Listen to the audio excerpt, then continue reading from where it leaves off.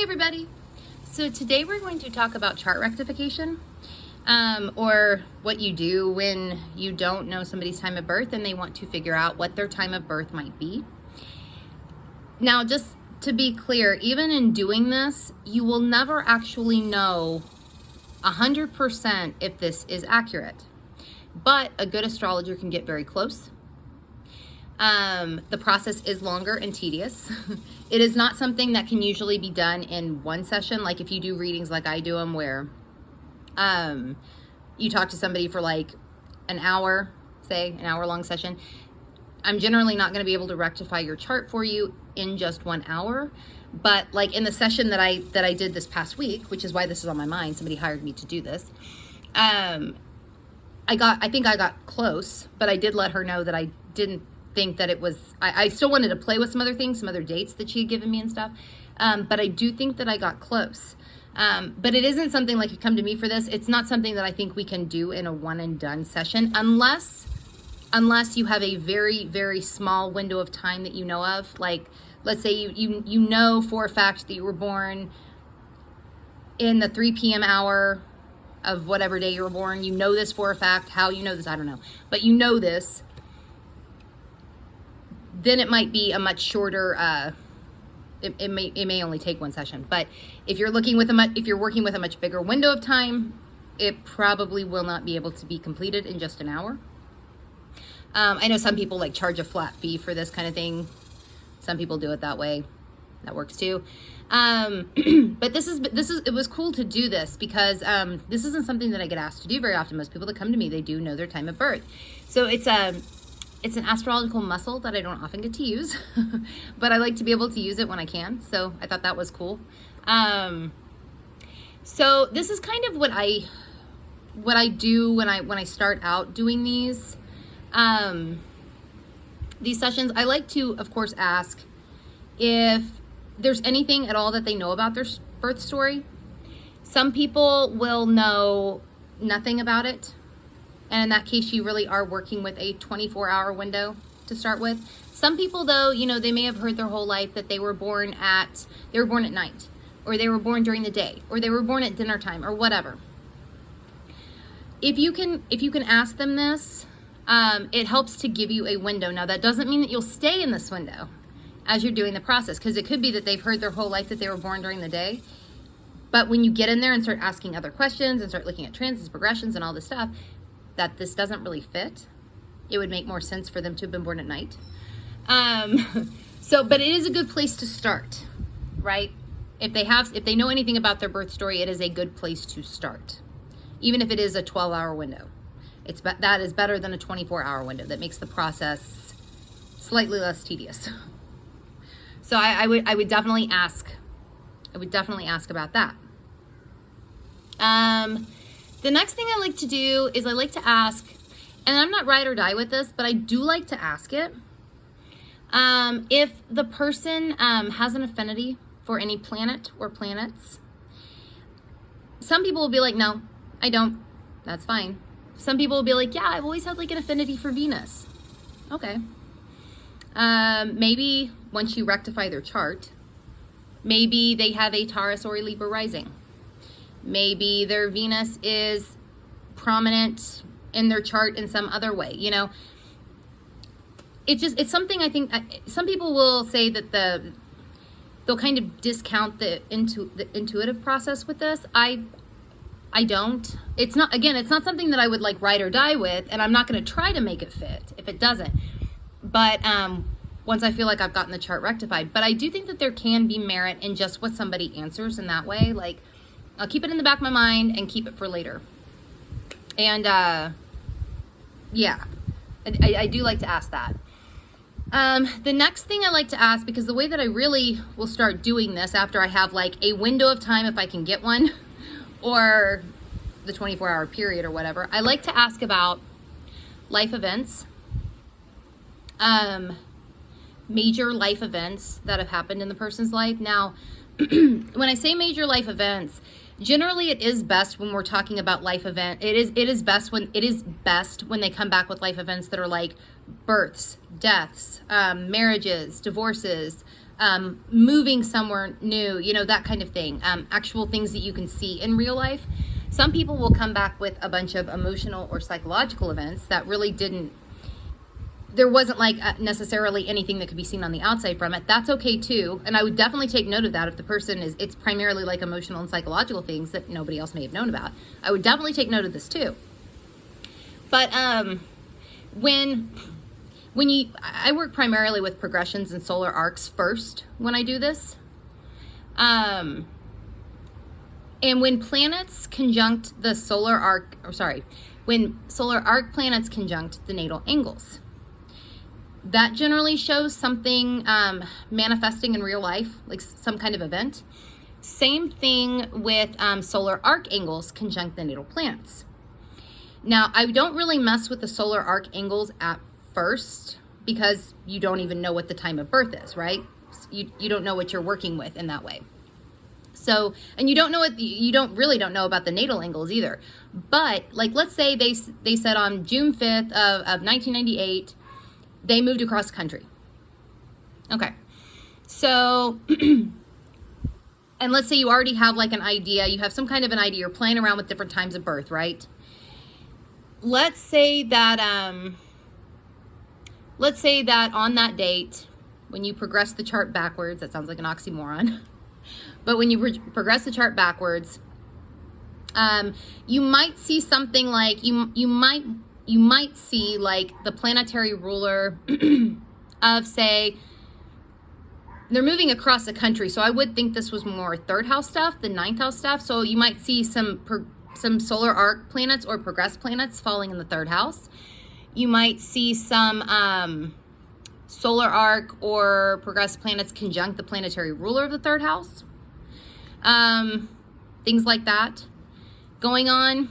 And if the time of birth that you're currently playing with, you don't see those kinds of things, then maybe you know that you need to tweak it. You see what I'm saying? Like, it is a lot of tweaking and playing with things. It is not a fast process. So that's why it's good to have multiple dates, and these do need to be exact dates. Like for this, you can't have like a window. This needs to be like, I moved across country on June 5th, 1998, or I got married on August 6th of 2001 or whatever.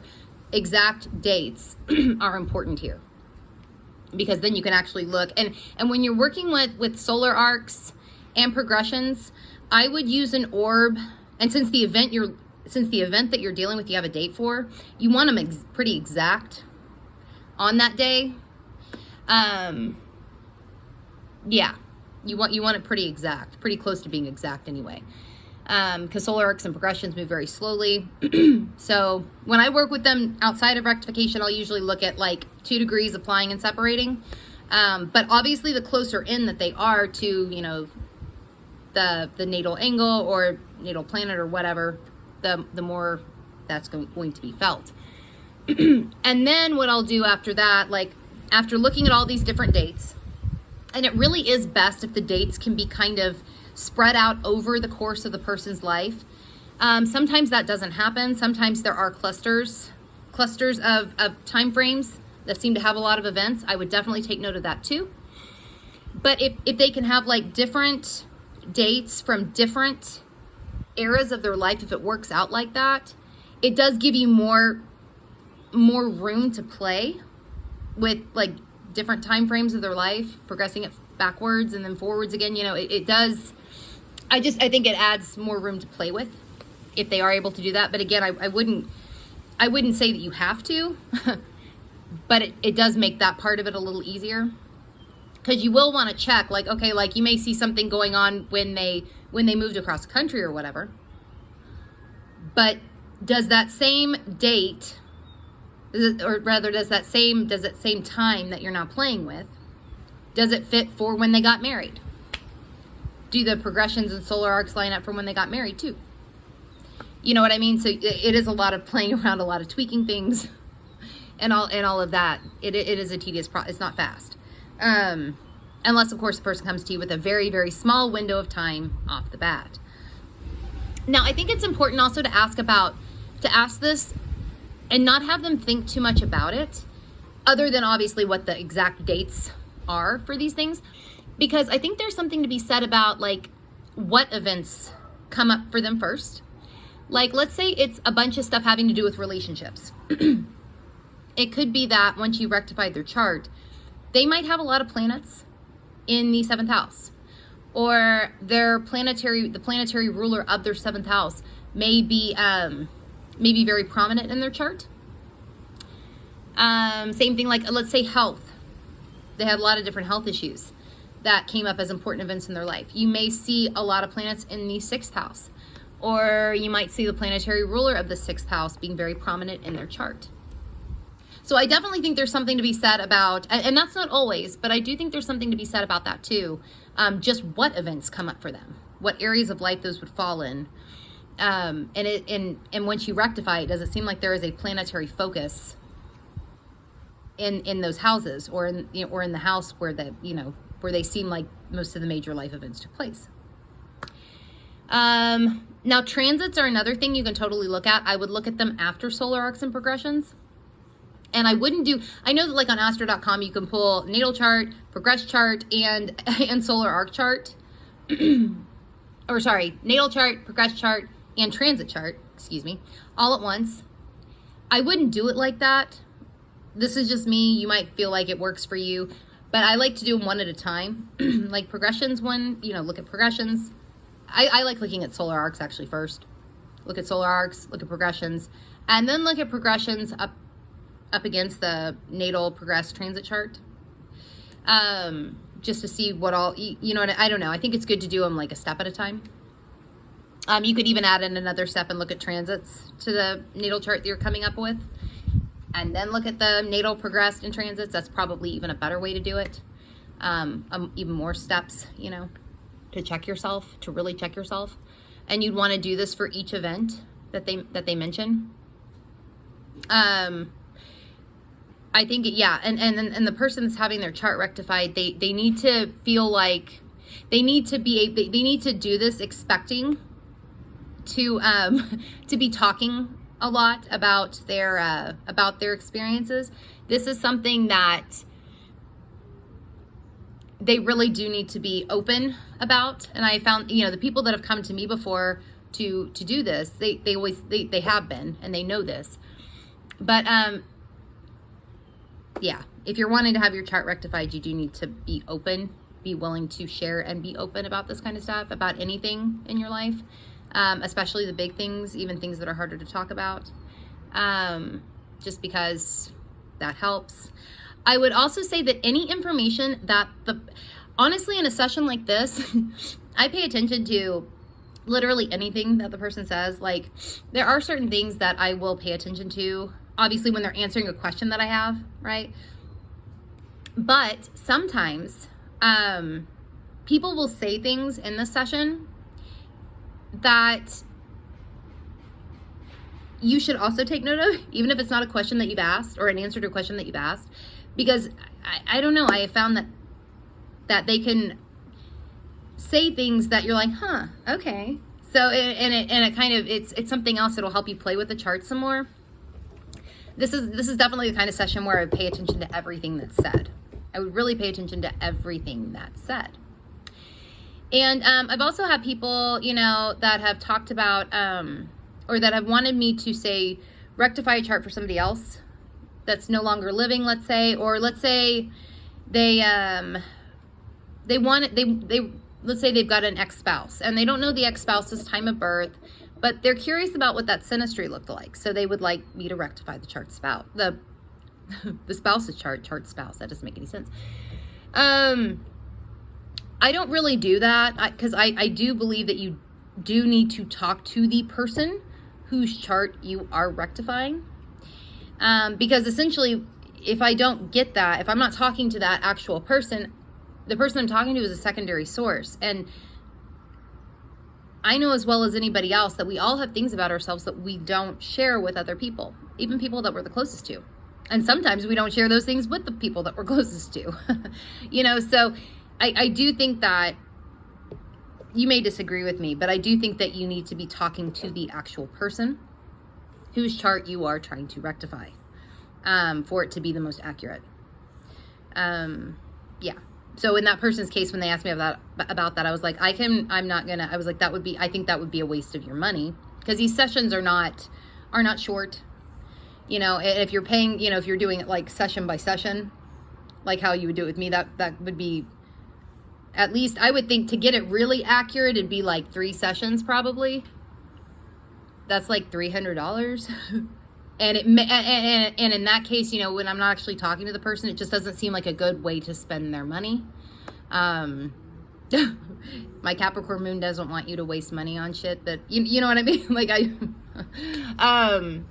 I mean, if you really want to do it, it won't be accurate because I'm not actually talking. I mean, it might be somewhat close, but if I'm not actually talking to the person whose chart is being rectified, I do think shit will get missed. Same thing with the dates. I mean, you're probably not going to have all the important dates in that person's life. So point being, if you want me to rectify your chart, I am more than happy to do this. But if you're wanting me to rectify somebody else's, I wouldn't recommend it. Just because it's not going to be as accurate. But there are other things that I implement too as I do this. These are the big ones. These really are the big ones. In the past, I think it was maybe, God, I don't know, like a year ago, I did bring harmonics into it just briefly, but I didn't have to do very much with it. But you can implement certain harmonic charts. I try to stay away from what the person looks like. I will go off of the vibe of the person, the vibe they give off. But I try to stay away from physical looks when I'm doing this. Just because people can have things tweaked and changed. I don't know. I don't, that's usually, I know that there are people that disagree with that do focus on that. That's fine. I don't really do that. So I guess my point is, if you come to me for a chart rectification session, I'm not going to focus on how you look. In this, for like planets conjunct the ascendant or in the first house, but I will pay attention to the way that you seem, the vibe that you give off, as far as like what rising you might be, maybe. And again, I'm not ride or die with that either, but I do keep it in the back of my mind. And yeah, that kind of thing I do pay attention to. But yeah, just some ideas. If you have any ideas that I didn't mention, I know I didn't even mention all the ones that I use, let me know in the comments, in the description box, or not the description box. I do the description box. Leave them in the comments. And I'll put where you can find me in the description box. I'm gonna get going. Okay, I'll see you all later.